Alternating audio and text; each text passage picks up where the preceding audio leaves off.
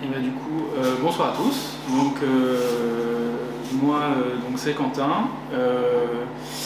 Et ce soir, je vais vous parler un petit peu de Rust WebAssembly et comment l'utiliser avec un framework Fontaine de votre choix, puisque comme on le sait tous, vous allez changer dans 6 mois. Donc c'est bien de ne pas être trop focus sur quelque chose, mais dans mon cas, je vous présenterai avec React. Donc du coup, je vais me présenter rapidement. Moi, je suis ingénieur logiciel chez Rayon Design. Le pitch, c'est concrètement le Figma, mais pour des plans d'architecture en 2D. Voilà, j'y suis depuis 1 an et demi. Et je fais du Rust depuis que je suis là-bas. Un an et demi, et j'avais commencé un petit peu sur mon temps libre. Rapidement, l'agenda, ça va être un petit peu qu'est-ce que c'est WebAssembly. S'il y a certains d'entre vous qui ne savent pas ce que c'est, ou qui en ont entendu parler comme ça, mais qui ne savent pas à quoi ça sert, ou des choses comme ça. On va parler un peu du tooling qui est dispo en Rust pour pouvoir faire du WebAssembly. Et enfin, on fera un petit exemple via 2 apps. D'abord une petite app jouet pour voir comment on articule du WebAssembly en production avec un framework front. Et on parlera un peu de comment on l'utilise chez Rayon aussi, vraiment at scale. Tout d'abord, qu'est-ce que c'est WebAssembly ? WebAssembly, ça a commencé sa vie en tant que ASM.js, qui était à l'époque un subset de JavaScript où le but c'était de garder que les fonctions qui étaient les plus rapides pour faire du code optimisé dans le navigateur. Et du coup, ça a un petit peu évolué, ça a été standardisé, et du coup, c'est ce qu'on appelle un Virtual Instruction Set. À l'opposition, c'est un peu différent de ce qu'on connaît sur du hardware, puisque c'est vraiment full sur une machine, une stack machine virtuelle. À quoi ça ressemble ? Vous voyez, il y a un petit exemple de code Rust là en haut à droite. Et comment on pourrait l'écrire ? Attention, c'est pas le code compilé en WebAssembly, c'est comment on pourrait l'écrire directement en WebAssembly. On voit qu'on doit mettre nos variables sur une stack, et après on fait des opérations sur cette stack. Contrairement à un instruction set pour du hardware où ce serait des registres. Donc ça, c'est un petit peu différent. Voilà, on ne va pas en parler beaucoup plus de comment ça fonctionne dans le détail. Ce qu'il faut savoir, c'est que du coup c'est compact, portable et sécurisé, parce que la mémoire du WebAssembly est séparée de la mémoire principale de votre application JS. Vous pouvez faire tourner du WebAssembly dans un browser, mais vous pouvez aussi le faire tourner dans des runtimes qui sont spécialisés pour faire ça, comme Wasmer ou ce genre de choses. Et du coup c'est compact parce que ça génère un binaire à la fin qui est relativement compact. Par rapport à quand vous générez du JS, vous avez un langage complet à générer, c'est pas un binaire. Des use cases un peu qui existent pour WebAssembly. Rapidement, typiquement, vous avez une application qui existe déjà, qui est écrite en autre chose que du JS, et vous avez envie de la faire tourner dans un navigateur pour faire une web app, pour améliorer la compatibilité, etc. Vous pouvez compiler votre code C ou votre code C++ ou Rust en WebAssembly et du coup le distribuer via le navigateur. C'est le cas aussi d'une application qui a besoin d'être portable. Vous avez besoin d'avoir un client natif, un client web, de faire tourner la même chose sur un serveur web. Vous pouvez très bien vous dire je vais avoir une version compilée en WebAssembly et des versions compilées en natif du même code que vous allez distribuer différemment à vos différents clients. Des applications du coup qui ont des contraintes de performance ou de sécurité. On va en parler des contraintes de performance, mais typiquement il y avait eu un talk de quelqu'un qui faisait de l'analyse d'images satellites pour détecter des avions. Ça, il y a une contrainte de performance, il faut que ce soit assez rapide. Et le code était écrit en C et il avait été porté il avait été compilé en WebAssembly pour le faire tourner dans le browser. Et enfin, ça vous permet aussi d'utiliser des propriétés un peu sympas d'autres langages, par exemple le typage fort ou la memory safety, que vous pouvez ne pas avoir ou en moindre mesure avec un langage comme JavaScript ou TypeScript. Donc, typiquement, c'est utilisé par Skia. Donc, il y a des bouts de leur librairie qui sont compilés en WebAssembly et qui du coup peuvent être réutilisés. Donc, nous, chez Rayon, on utilise une librairie de Skia pour les opérations booléennes 2D. Et en fait, on a juste à importer leur package WebAssembly et à l'utiliser directement. Ou TensorFlow. Il y a une partie de TensorFlow qui est compilée en WebAssembly qui vous permet de faire la phase, donc pas d'apprentissage, mais la phase de faire tourner votre modèle de machine learning directement dans votre browser en WebAssembly. Donc ça, c'est plutôt des contraintes de performance. Ce qu'il faut savoir, c'est que je pense que c'est la slide obligatoire à Rust.Lil quand on parle de Rust ou d'autres choses, c'est que c'est pas un silver bullet.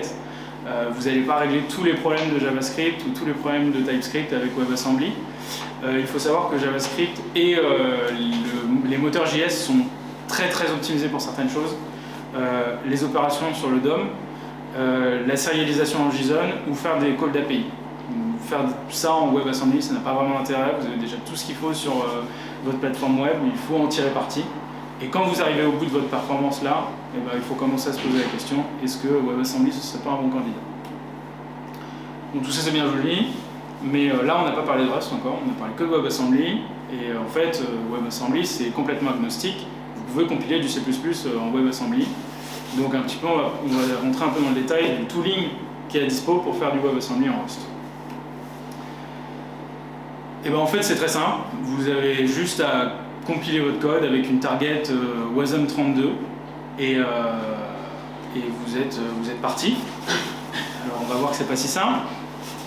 Donc vous allez écrire votre petite ligne de commande, vous allez regarder le code généré. Alors là, donc ce que je montre là comme le code généré, il faut savoir que c'est du WebAssembly textuel, donc c'est la version, c'est pour pouvoir le débugger, c'est la version un peu décompilée du WebAssembly qui permet de voir les opérations, mais sinon c'est un binaire, voilà. Et là, on peut voir que ça génère 9000 lignes de code, alors que donc, le code que j'ai compilé, c'est celui que je vous ai montré sur la première slide, donc ajouter 2 entiers. Oui, mais en fait, il faut bien que tous les messages d'erreur, les comportements quand on panique, les messages d'erreur quand on a des arguments invalides, qu'est-ce qui se passe quand on appelle unwrap, il faut bien que tout ça se soit compilé et mis dans votre binaire. Et donc en fait, c'est principalement ce code-là qui est mis quand on compile un code un peu simpliste.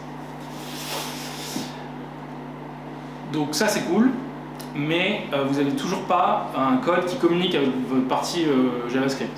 Là, quand vous avez fait ça, vous allez juste ouvrir votre page, il va ajouter vos 2 entiers, et vous n'allez même pas avoir de console, log, rien du tout. Il ne va rien se passer. Et donc c'est là que ça devient un petit peu plus compliqué. C'est que donc, la mémoire de WebAssembly, c'est une stack, donc c'est un espace de mémoire linéaire qui est dans votre browser et qui est séparé de votre mémoire principale.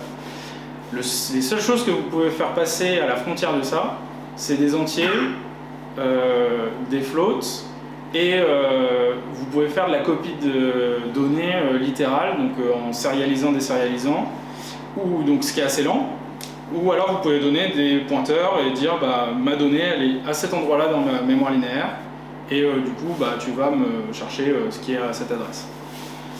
Le code qui est là à droite, c'est l'initialisation en JS de ce que vous avez besoin de faire pour préparer votre espace mémoire avant de mettre des choses dedans en WebAssembly ou pour le lire. C'est pas joli et vous n'avez pas envie de l'écrire à chaque fois et donc c'est vraiment pas pratique. Donc on va pas faire comme ça. Il y a des gens qui ont déjà travaillé dessus, c'est pas la peine de se prendre la tête. On va parler de WasmBindgen. donc, qui va venir nous aider un petit peu à rendre tout ça beaucoup plus digeste et enlever tout ce code boilerplate dont on n'a pas besoin. Alors Wasm Engine, il présente plusieurs choses. Donc d'abord, il va nous permettre de générer ce code glue, en fait, qui va permettre de préparer la mémoire, etc., interagir entre le JS et le WebAssembly directement. Il va aussi exposer les fonctionnalités donc de JavaScript directement depuis Rust. Donc on va pouvoir appeler des fonctions JavaScript depuis notre code Rust, par exemple pour écrire des console logs, ce qui peut être quand même vachement sympa quand on fait une appli web, au moins pour avoir un semblant de log. Mais il va exposer aussi des API assez avancées du browser. On va pouvoir faire du monitoring de performance, on va pouvoir faire des actions sur le DOM, et tout ce qu'on a envie de faire dans un browser. Parce que sinon, autant écrire une app native ou directement une app en JS et pas se prendre la tête. Il va aussi exporter les classes, les fonctions, et il va aussi générer des types pour TypeScript, pour pas vous fâcher avec vos développeurs front aussi, qui vont vouloir savoir votre API, si elle n'est pas typée, ils vont pas être très contents. Ça permet aussi de bosser avec des types riches, donc notamment des strings, des objets un petit peu plus complexes, et du coup il va vous permettre de faire la sérialisation derrière sérialisation de façon un peu implicite. Et donc on va en parler un petit peu de comment ça fonctionne, et comment l'utiliser surtout. Et en fait, pour utiliser Wasm Engine, c'est pas plus difficile que juste annoter vos structs ou vos fonctions avec Wasm Engine. Et automatiquement, ça c'est des choses qui vont être exposées dans votre package Wasm et que vous allez pouvoir utiliser directement quand vous allez importer votre package. Donc là par exemple, on a une struct position. Et on va pouvoir y accéder directement et il va nous générer un type TypeScript qu'on va pouvoir utiliser, qui va nous dire X c'est bien un number, Y c'est bien un number, je sais ce que c'est, il n'y a pas de souci. Et du coup en dessous, c'est un exemple, donc c'est comment nous on fait pour exposer des API. En fait, on va directement on va annoter une implémentation d'une API avec toutes nos fonctions à l'intérieur, et du coup toutes nos fonctions vont être exposées dans notre WebAssembly.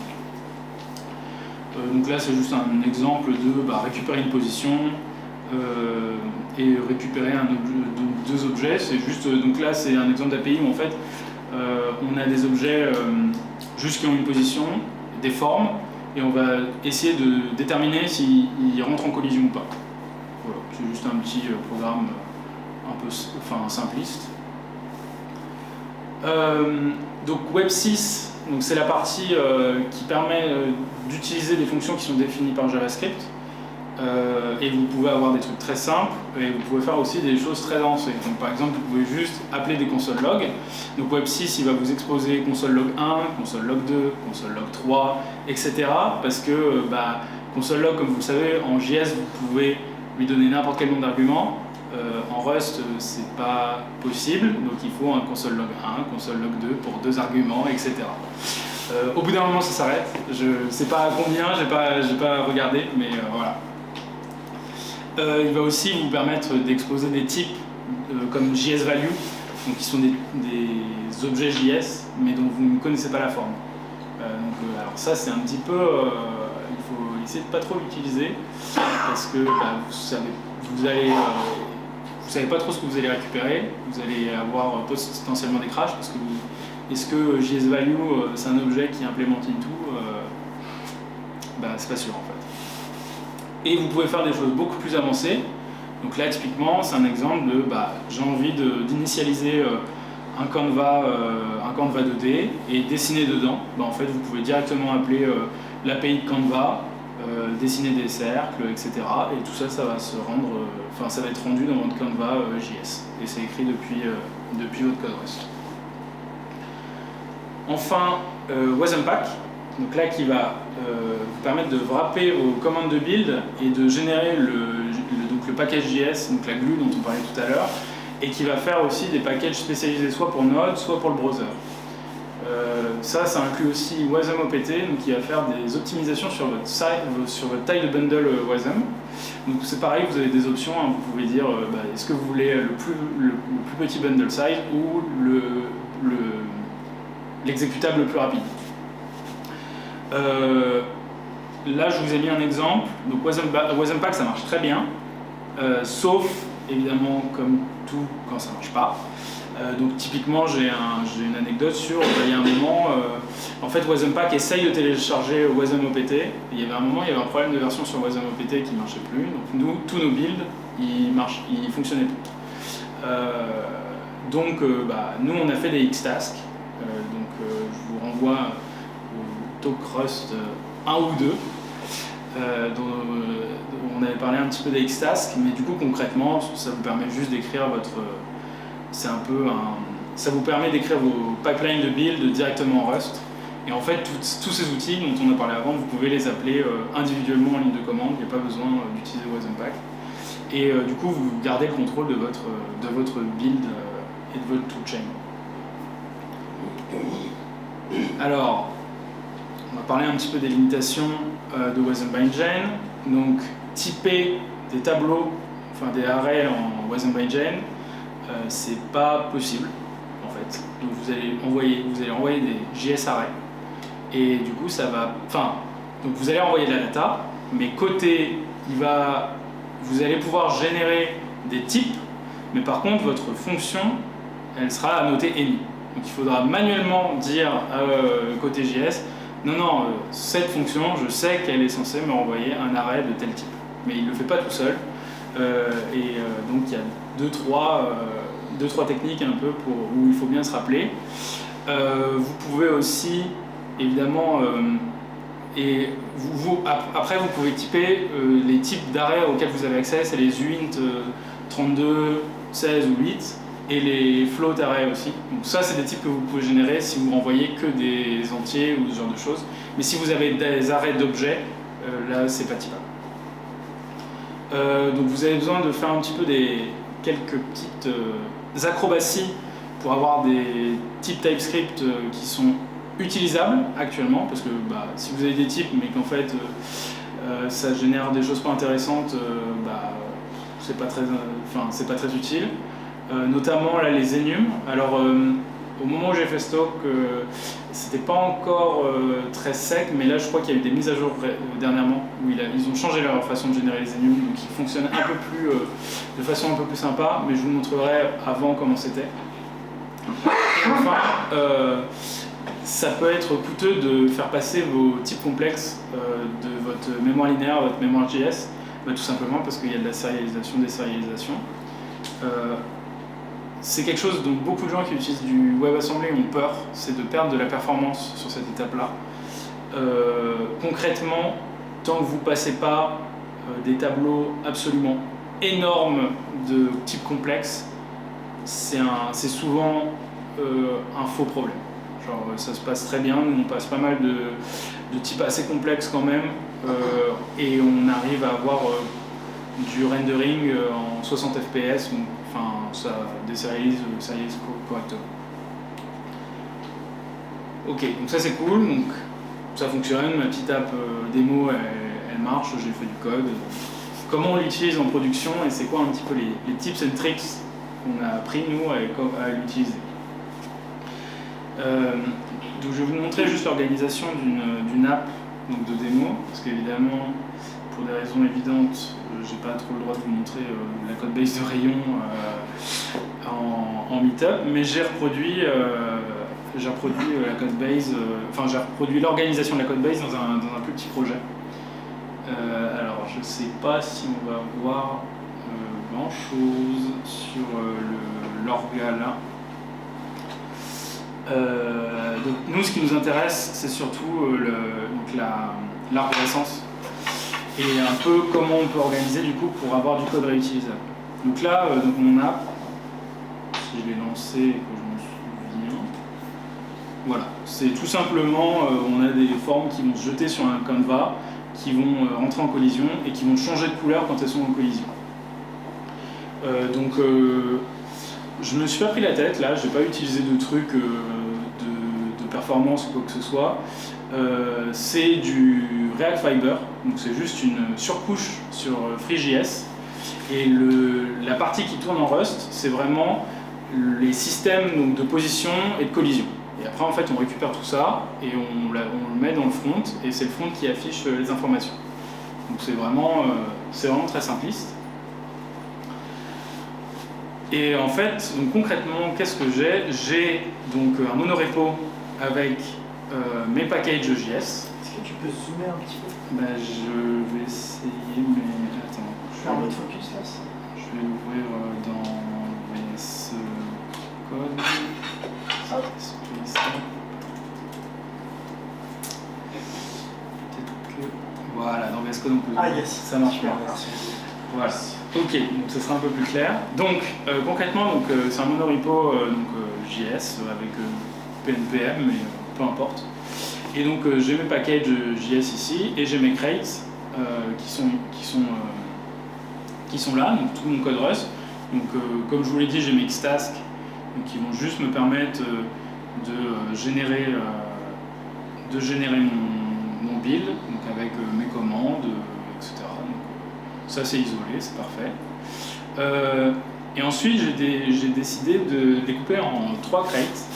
Mon engine, qui va être un peu le cœur de mon système de collision ici. Donc juste en aparté, ça utilise un ECS, donc c'est un pattern de développement un peu particulier.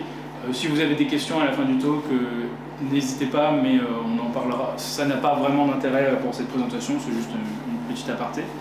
Mais donc là en fait, donc je vais avoir vraiment donc mes systèmes, c'est là où je vais avoir ma logique de collision, donc il va récupérer mes différentes entités qui sont dessinées, qui va calculer pour les cercles un radius, et qui va déterminer si c'est en train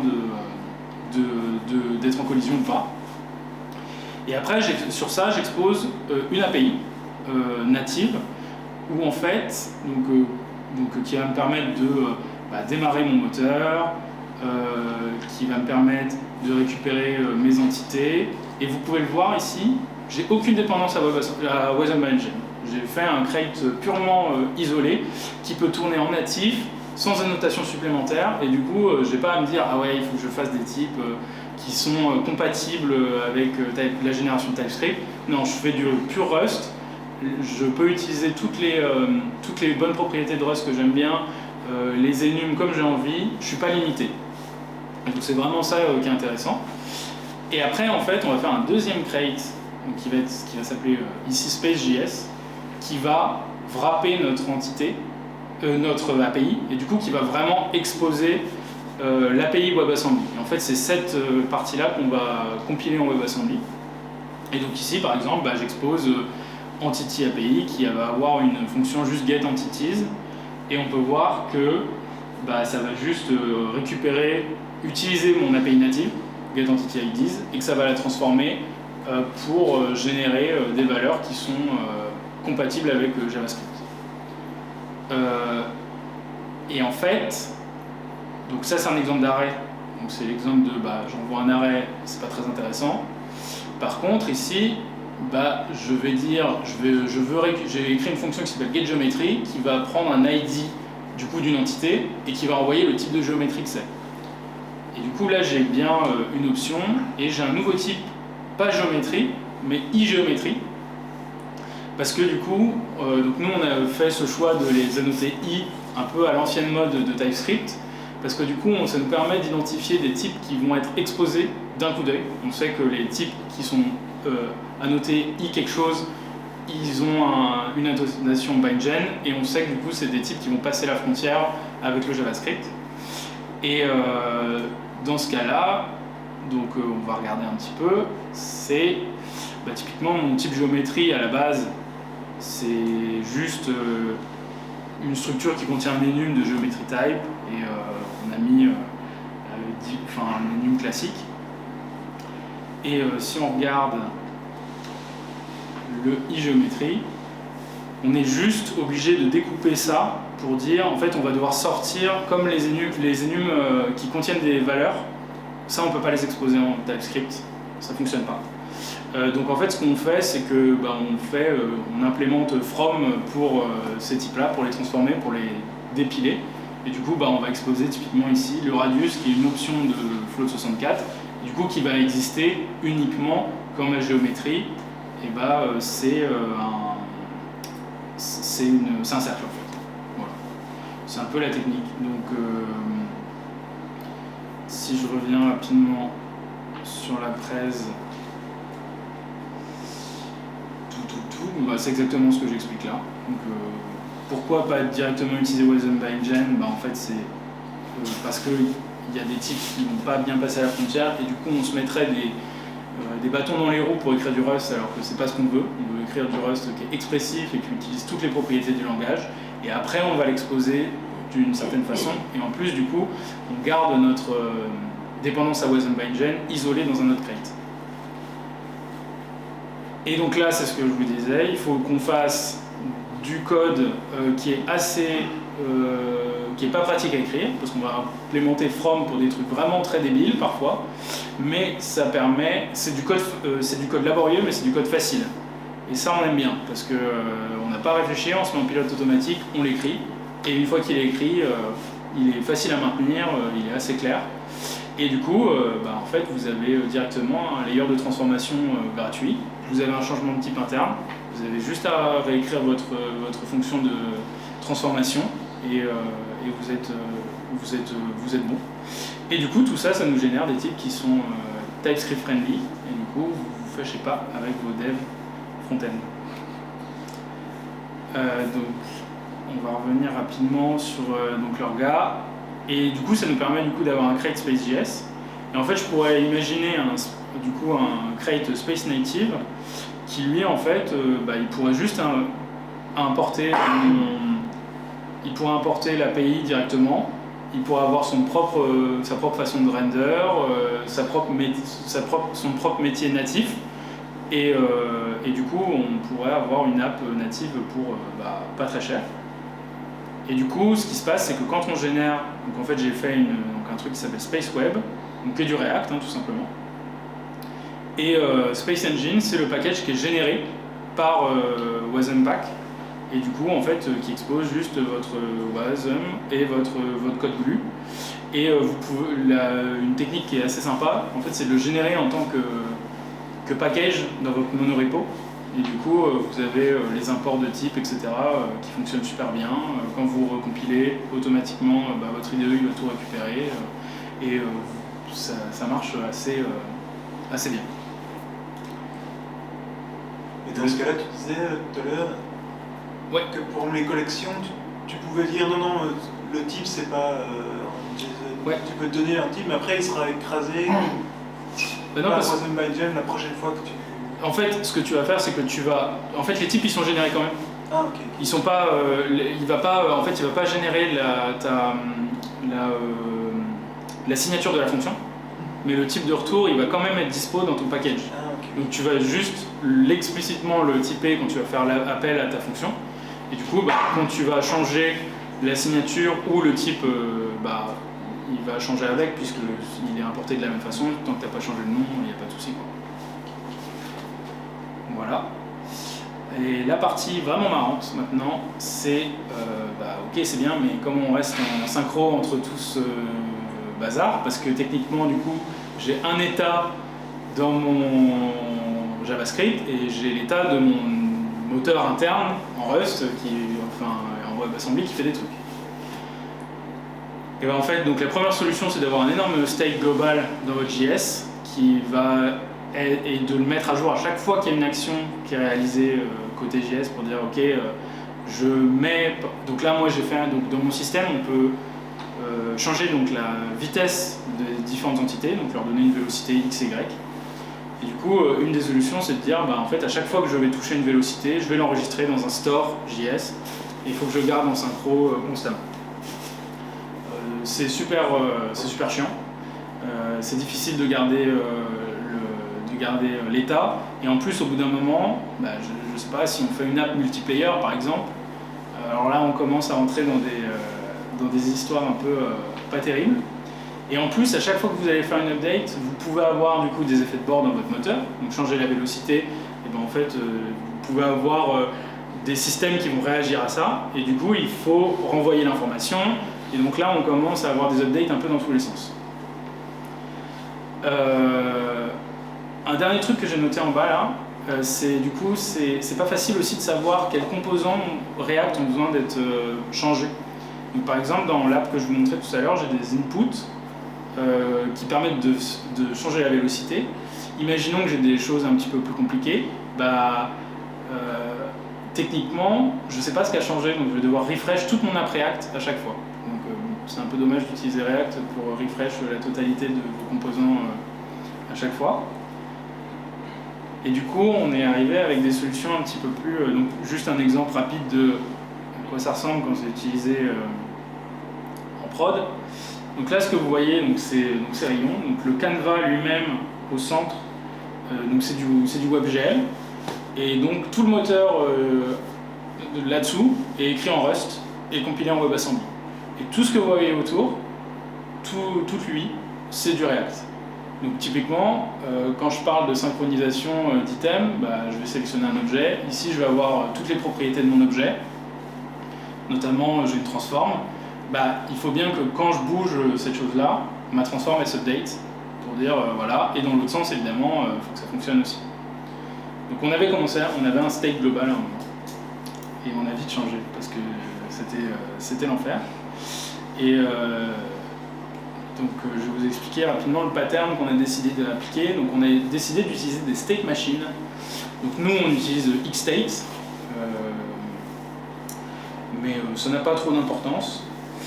Donc nous concrètement en fait on a une machine à état et en fait à chaque fois qu'il va y avoir une action sur le Canva ou dans l'UI, en fait c'est la machine à état qui est responsable d'appeler l'API de notre WebAssembly. Donc il n'y a jamais d'appels en écriture qui sont faits depuis du code en dehors de la machine à état. Et du coup ça va nous permettre de dire en fait par exemple quand je vais vouloir changer la vélocité d'une de mes entités, je vais d'abord changer la vélocité et dans la foulée comme c'est une machine à état, je vais dire une fois que j'ai changé la vélocité, je vais mettre à jour un flag qui dit j'ai changé la vélocité, voici les composants React qui utilisent la vélocité, qui vont devoir être refresh, qui du coup eux vont faire des appels de get à l'engine pour récupérer la nouvelle vélocité. Ça va nous permettre aussi par exemple dans le cas par exemple dans le cas de Rayon, on ne fait pas un render on render pas tous les 60 fps. On fait du rendering que quand il y a un changement sur le Canva. Donc, par exemple, qu'on bouge la souris pour drag and drop quelque chose, et bien là en fait, à chaque Canva Mouse Move Event, on va dire appel à render. Et du coup, on va faire du rendering un peu plus spécifique et un peu plus targeté. Du coup, vous n'avez pas de problème d'incohérence de state, parce que normalement, votre machine à état, c'est une machine à état finie. Vous êtes censé savoir dans quel état vous allez finir à la fin, et donc vous pouvez contrôler chaque action et chaque transition. Et ça vous donne un contrôle granulaire sur votre rendering de composants React, et du coup, ça vous permet de dire, en fait, si je change ma vélocité, je ne vais pas changer tout mon arbre de composants, je vais vraiment dire, en fait, il n'y a que ces 3 composants qui ont besoin de la vélocité, c'est les 3 là que j'ai besoin de refresh. Donc via un système de flag. Donc là c'est juste un exemple d'event, donc setVelocity avec les actions. Donc là qui dit il va appeler setVelocity qui est la fonction qui va vraiment faire l'appel à l'engine et derrière qui va dire update setVelocity, update les propriétés parce que ça utilise la vélocité. Voilà un petit peu. Des choses donc, qui ont été utilisées dans Stoke mais dont on n'a pas parlé, qui sont sympas de regarder.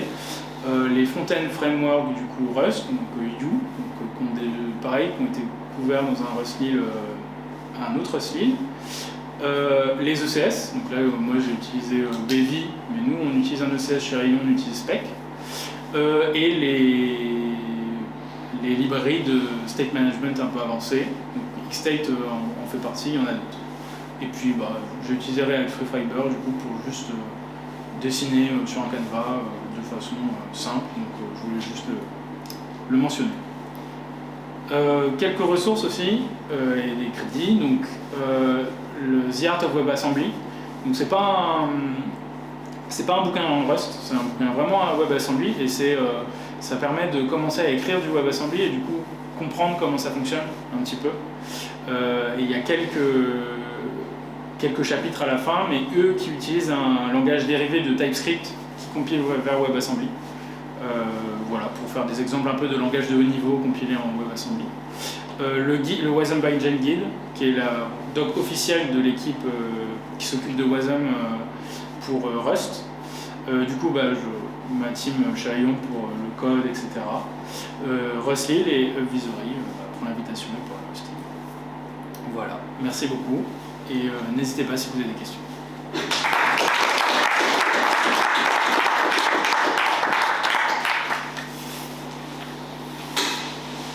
Oui. Une question. Merci beaucoup pour la présentation. Le projet super intéressant avec les interactions entre le JS et le Rust. Je sens qu'il y a eu pas mal de travail d'optimisation justement de son performance. Est-ce que du coup, qu'est-ce qui a motivé le choix de Rust justement pour faire le moteur? Pourquoi ne pas le faire directement en JS? Est-ce que... parce que en fait c'était une question, en fait c'est pour les propriétés de Rust, en fait. C'est pour la safety et pour aussi avoir quelque chose qu'on peut compiler en natif, parce qu'éventuellement ce sera quelque chose qui va nous intéresser, d'avoir une app native. Et du coup, on s'est dit autant partir directement sur du Rust. Mais c'est vraiment les propriétés du langage en lui-même. Parce qu'en fait, un moteur de rendu, même 2D, c'est vite complexe. Et donc, si on ne bâtit pas sur des briques un peu solides, ça peut vite devenir du code spaghetti. Donc c'est pour ça qu'on a choisi de le faire en Rust. Et on a choisi de pas faire une app purement native, en fait, parce que quand on a juste besoin de faire l'UI, c'est quand même plus rapide de le faire en JS. On n'a pas besoin des mêmes garanties sur la complexité. C'est du code moins complexe. C'est moins cœur à notre métier. Donc on peut se permettre juste de se dire on va faire du React. Et il y a plus de développeurs React que de développeurs Rust aussi. Du coup, merci pour la réponse. Et par curiosité, du coup, c'était pas les performances? Ça en fait partie aussi, mais au final, je pense que... Alors nous, on utilise du WebGL, donc les performances, ça reste important. Ça fonctionne bien aujourd'hui. On a encore du travail pour améliorer ça. Mais si ça en fait partie, mais je pense que c'était pas le choix numéro 1. C'était vraiment, c'était vraiment le code propre. Et après, en fait, les performances, c'est un bon bonus qui va avec, quoi. J'ai une deuxième question. Par rapport aux e-géométries, j'ai noté qu'il transférait que le type vers le JS. Pourquoi ne pas choisir de tout transférer d'un coup, donc les positions, la vitesse, au lieu de faire des va-et-vient entre le JS et le... Alors, c'est possible, tu peux tout à fait dire je vais envoyer tout, mais en fait, est-ce que tu as besoin d'envoyer tout à chaque frame et à chaque modification? Ça, c'est la question qu'il faut se poser, parce que là, c'est un exemple un peu jouet, un peu facile. Mais typiquement, quand tu as un objet qui a beaucoup de propriétés différentes, tu n'as pas forcément besoin de récupérer toutes ces propriétés à chaque frame si elles n'ont pas changé. Donc autant faire une petite optimisation à ce niveau-là et juste récupérer ce qui t'intéresse. Après, ça dépend comment tu décides d'architecturer ton API, qu'est-ce qui est le plus important à récupérer, comment tu veux. Mais on a des fonctions, nous en prod, où on va récupérer énormément de data, et il y a des fonctions où on se dit en fait non, là on a vraiment besoin de récupérer juste une transform et c'est tout, donc c'est pas la peine d'envoyer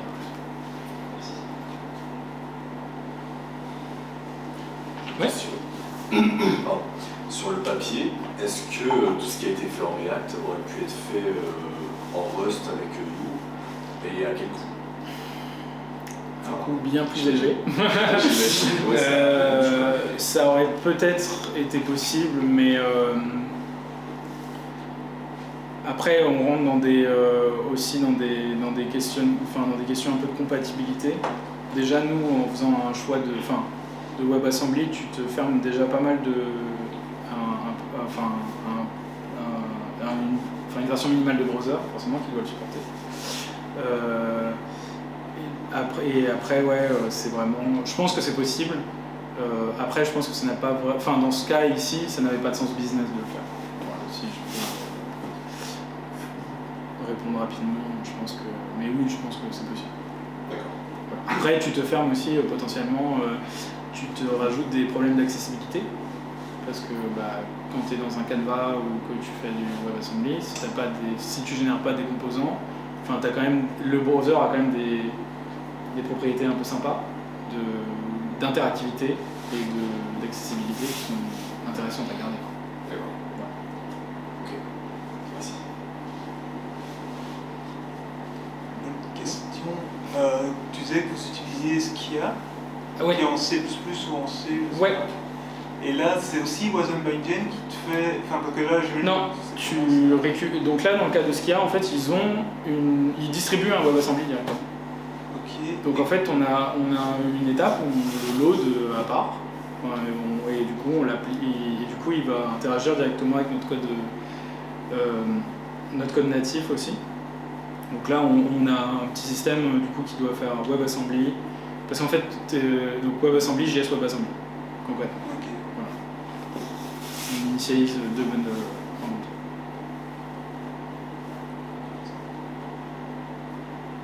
Et du coup, dans ton Rust, tu peux référencer n'importe quel crate, il n'y a pas de limite. Alors, c'est vrai qu'on n'a pas parlé. Référencer Tokyo par exemple, ou des trucs comme ça. Il y a des limites de crate. Alors, il faut quand même que tu aies des crates qui soient compilables en WebAssembly. Parce que c'est pas toujours le cas. Donc, des fois, tu es un peu limité sur certains crates qui targetent pas WebAssembly du tout. Et du coup, là, t'as pas le choix, il faut trouver autre chose. C'est de plus en plus rare, mais ça arrive.